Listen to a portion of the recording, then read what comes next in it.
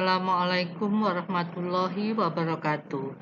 Anak-anakku, pada pertemuan yang lalu kita sudah membicarakan tentang jaringan tumbuhan.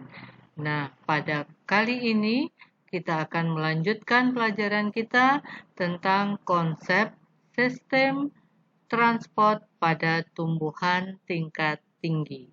Apa sih sistem transport pada tumbuhan tingkat tinggi itu? Sistem transport ini berarti menunjukkan bagaimana tumbuhan itu mengedarkan air, unsur hara, ataupun nutrisi ke seluruh bagian tubuh tumbuhan. Nah, di dalam tumbuhan itu ada beberapa jalur. Pada tumbuhan tingkat tinggi, ada jalur ekstravaskuler dan jalur intravaskuler.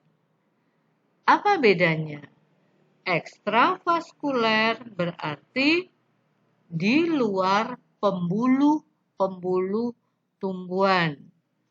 Bisa melalui apoplas, bisa melalui simplas. Sedangkan jalur intravaskuler, intra berarti di dalam pembuluh. Itu bisa melalui pembuluh xilem, bisa melalui pembuluh fluem. Sedangkan pada tumbuhan tingkat rendah, transportasi dilakukan dari sel ke sel. Nah, anak-anakku, pada kesempatan ini kita tidak membicarakan transportasi pada tumbuhan tingkat rendah, ya. Nah, sekarang kita bisa melanjutkan lebih detail lagi bagaimana jalur ekstravaskuler itu. Jalur ekstravaskuler adalah bisa melalui apoplas. Nah, apoplas itu yang mana sih? Nih, yang warnanya merah muda. Nah, ini kan lewat dinding-dinding sel ya.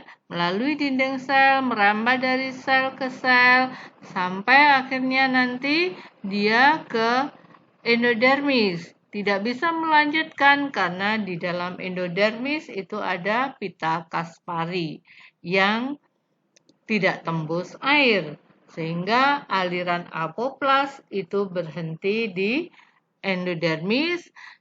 Air itu bisa melanjutkan kalau dari dalam dia masuk ke dalam sel endodermis, kemudian bisa melanjutkan ke sel xilem.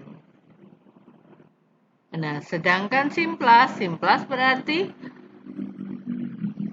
melalui plasmodesmata. Nah, plasmodesmata itu apa? Pori-pori yang ada pada dinding sel.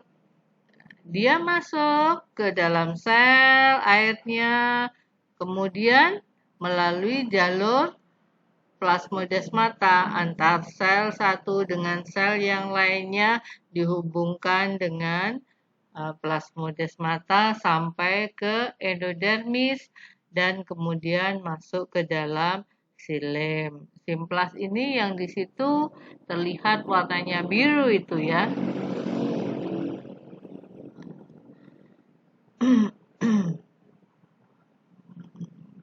Jalur intravaskuler.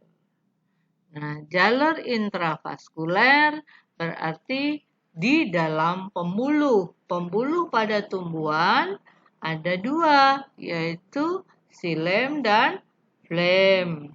Xilem nanti akan membawa air dari bawah, dari akar menuju ke daun. Dia besar sekali xilem itu, pembuluhnya lebih besar daripada flem.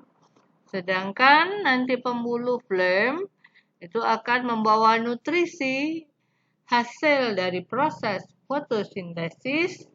Kemudian dari daun nanti akan dilanjutkan pada sel-sel parenkim daun dan kemudian secara aktif, transport aktif dan osmosis, nanti masuk ke dalam floem dan diedarkan ke seluruh bagian tumbuhan. Nah, pada floem ini kita lihat bahwa pembuluhnya lebih kecil dan rapat daripada xilem. Itu berkaitan dengan fungsi fisiologisnya. Ada teori-teori yang mendukung dari proses transport itu, yaitu teori tekanan akar, teori vital, dan teori Dickson-Joly. Kita bicarakan ya satu-satu. Teori tekanan akar itu menunjukkan tekanan yang terjadi di dalam akar dan di luar akar. Karena adanya perbedaan tekanan inilah yang menyebabkan air dari luar akar masuk ke dalam akar.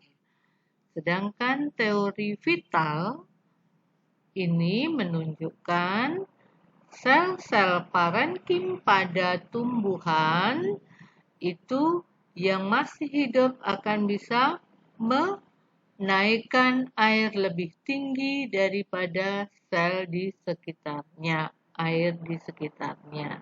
Nah, ini yang kadang-kadang nanti akan disebut sebagai daya kapilaritas. Sedangkan teori Dickson-Joly lebih menekankan karena terjadinya proses transpirasi yang terjadi pada daun. Transpirasi itu terjadi di seluruh bagian tanaman, tapi yang paling besar adalah pada daun. Kenapa? Karena daun lebar sehingga proses penguapannya lebih cepat. Di daun juga terjadi proses fotosintesis sehingga kebutuhan air menjadi lebih banyak. Nah, sekarang kita lihat lebih detail ya. Untuk tekanan akar, yang sudah Ibu Wima katakan tadi bahwa tekanan akar itu terjadi karena adanya perbedaan tekanan osmotik yang ada di dalam akar dan di luar akar. Perbedaan inilah yang menyebabkan nanti berlangsungnya proses difusi, osmosis maupun transport aktif yang terjadi di dalam akar. Kemudian yang kedua adalah proses yang terjadi pada batang.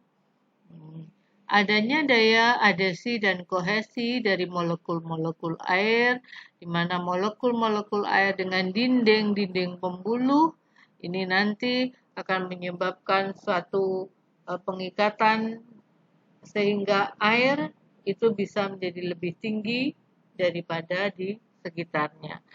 Yang biasa kita sebut dengan daya kapilaritas. Mengapa air itu bisa merambat ke pembuluh yang kecil menuju ke tempat yang lebih tinggi. Dan yang ketiga adalah transpirasi pada parenkim daun. Nah, transpirasi ini terjadi karena di daun itu juga lebar, kemudian adanya stomata. Stomata ini akan mempercepat proses transpirasi, akibatnya sel-sel parenkim pada daun akan banyak memerlukan air. Nah, dia akan menyerap air-air di sekitarnya juga dari xilem. Xilem ini kan tadi membawa air dari bawah ke daun ya. Nah, jadi daun juga akan mengambil air dari xilem. Akibatnya apa? Air ini akan terdorong untuk naik ke atas. Nah, kira-kira jelas enggak ya? Bisa kita lanjutkan lagi? Nah, yang ini merupakan simpulan. Jadi yang kita bicarakan tadi bahwa di sistem transportasi pada tumbuhan itu juga memerlukan 3 proses, yaitu proses difusi, proses osmosis, dan transport aktif. Ketiga macam proses bagaimana difusi itu, osmosis itu, transport aktif sudah kita bicarakan pada KD sebelumnya.